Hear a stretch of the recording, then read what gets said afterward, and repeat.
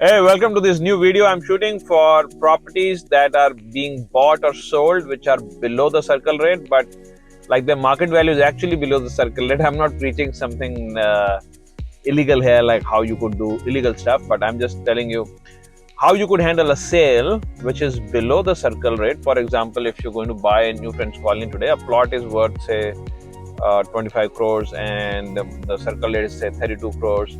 Or say you're buying an apartment which is the circle rate is 8, but the property being sold is at 7, and then it creates a problem from income tax department later on. Or apparently there are so many stories about it, and some are false, some are true.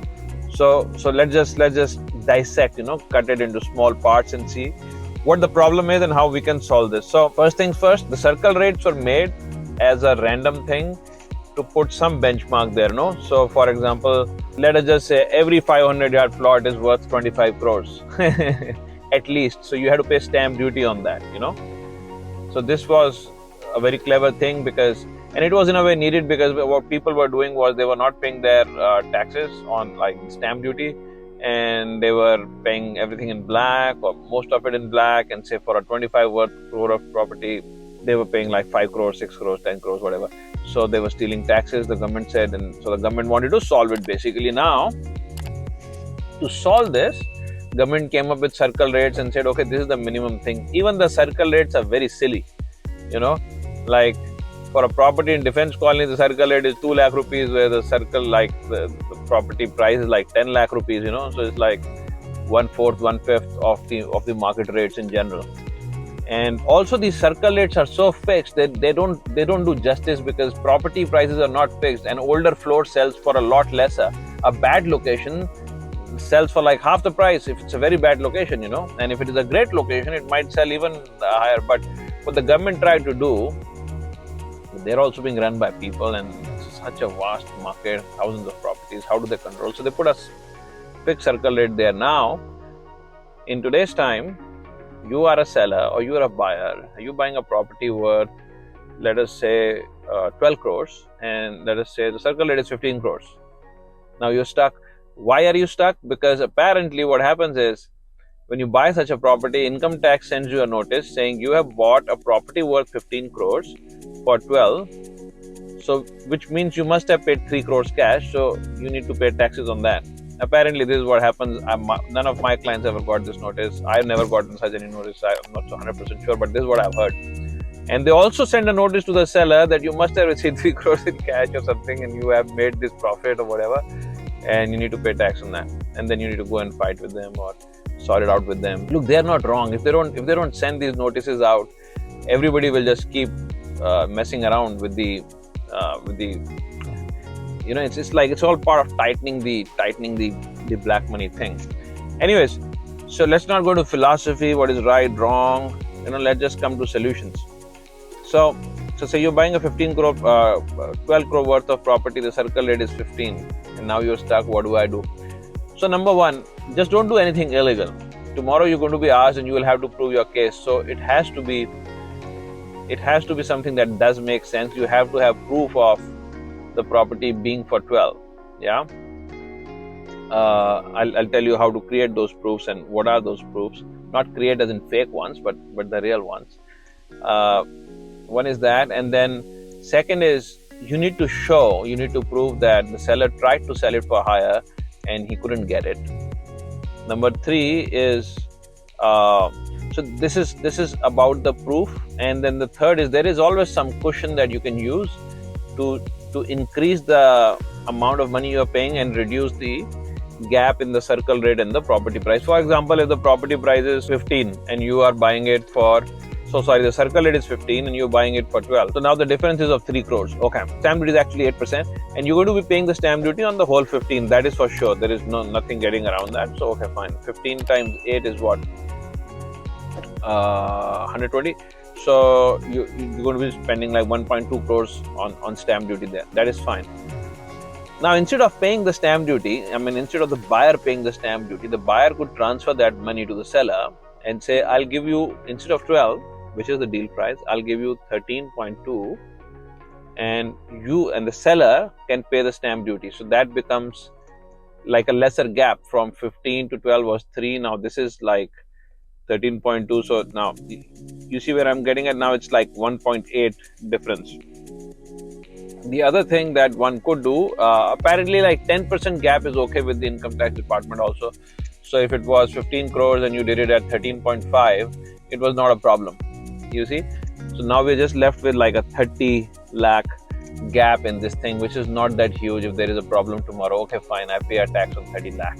What is it, Or you might as well just increase the price now, just sweeten the deal somehow, take more payment time or whatever, or get some furniture included. I don't care like how you could do that, but just saying one can use some common sense. But this 10% cushion is there. So from 15 to 13.5, and then if the deal was say 12, you added the stamp duty to it, and you have the seller pay. There is no such law that the buyer must pay the stamp duty. It's just a market practice. So the seller can pay the stamp duty. You just pay him more money, and that should solve it.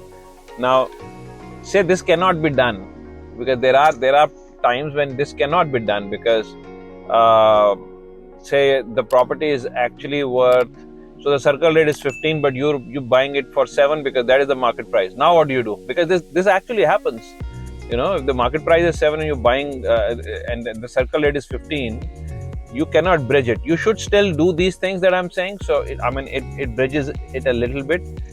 Now, if this is true, that your property, the one you're buying is about 7 crores, well, prove it, and prove it in advance. So you could get look, you are going to get maybe an inquiry from the income tax, and you should be willing to for your books to be opened. If you're not, you should not get into these deals, but sometimes these deals are so sweet and you really want them. You're like, I am getting it at 7 crores and it's a very good deal and I should buy it.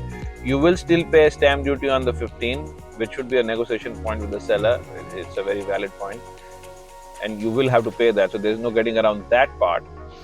But now, if you're buying it at 7, you go and get the valuation done from some government approved valuers, at least 2, who give you the actual valuation, that how much is this. The seller should have, for example, advertised this openly and asked for quotes or asked for deals, and he should document the offers he's gotten, maybe get some emails from brokers, from buyers, from builders, whoever he can, on what the price is. And he has to also prove that he tried to sell it for 15, 12, 10, 9, whatever, and couldn't sell, and this is the market price. So this kind of gives you some foundation to fight tomorrow, that okay, my price was only this much and I'm not lying, you see, and I paid my stamp duty on it. And if the income tax is saying that you have to pay profit, tax on profit, you see, there is no profit. This is the worth of the property and this is what I paid for it, and this is what the seller received money for. The other thing you can do is go online, like for Delhi we have Doris, DORIS. Go online and find out all the sale deeds which have been undervalued, or like get in touch with someone in the document writing field and all that, and they'll arrange some sale deeds for you where similar sales have happened. Because look, if you are buying for 7, I'm pretty sure there are other properties also which have been sold for similar price, and they're going to be documented in the sale deeds. So now you get those sale deeds, get like 4, 5, 6, 7, how many, as many as you can. You don't need 100, but maybe like get 4, 5 at least, and they should all be also undervalued, and make your case in advance as if you were being scrutinized today. So some property which was brand new would have been sold for say 15 or 14 or 13, and then slightly older properties would have been sold for 10, and then some more properties could have been sold for say 7, or even less than 7, 6, 5, 4, whatever, maybe 8. It doesn't have to be same. The point you're trying to make is that the rates are actually lower. Now, if you have all of this documentation ready and tomorrow you're asked, you should be able to do it. You definitely should consult your tax attorney and your lawyer and whoever else you want to. These are just for educational purpose. Don't hold me liable tomorrow. I'm just saying, if you are going ahead with such a sale or a purchase, you should take care of these things. You could do a lot many more things, and maybe you should not go for such a deal. I'm not even advising that you must buy such a deal. But if you are, then these are the safeguards you could take. I'm sure that there are more things, and these are just the things I'm telling you off the cuff just to educate you and help you in this field. I hope this video helped. If there are more such things that you feel you have questions on, or that you need education on, write to me. Let me see if I know them, or I learn them from somewhere else and make a video for you. Have a good day.